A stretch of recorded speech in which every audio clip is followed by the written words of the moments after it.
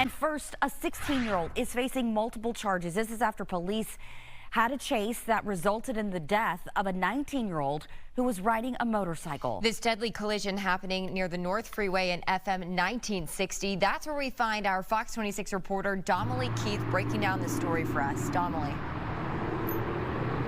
Yeah, that 16-year-old is now charged with 5 different crimes after investigators say he led police on a chase in a stolen car, and then they say he ran this red light here at the I-45 feeder at 1960 and smashed into a motorcyclist, killing the 19-year-old motorcyclist. That 16-year-old is now charged with felony murder, intoxication manslaughter, failure to stop and render aid, evading arrest, and unauthorized use of a motor vehicle.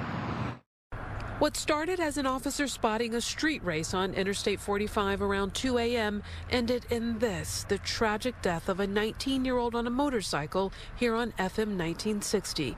According to investigators, when a Houston police officer attempted to stop the racing cars, the 16-year-old driving this stolen Kia sped up, exited I-45 at 1960, blowing through a red light at more than 100 miles an hour, smashing into a motorcycle, killing the 19-year-old rider. We in law enforcement, we never want to see our innocent citizens get hurt. When we have these criminals on the street that choose to intentionally and knowingly run from the police, and then you have a police officer that is sworn to preserve, protect, and defend our citizens, that's a bad combination. In fact, some in law enforcement are calling for changes. We do need stronger laws when it comes to fleeing from the police.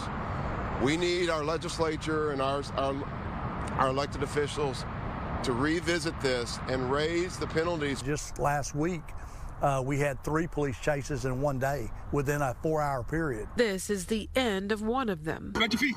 Spread your feet. Our criminal justice system is not making it easy for police, because before our folks are finished doing their reports, these people are walking out of jail. And most of the time on a PR bond. As long as I draw breath up here in Precinct 4, we'll never cower down the bad guys.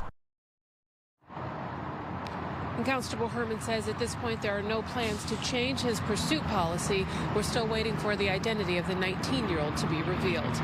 Reporting live in Northwest Harris County, I'm Damali Keith, Fox 26 News.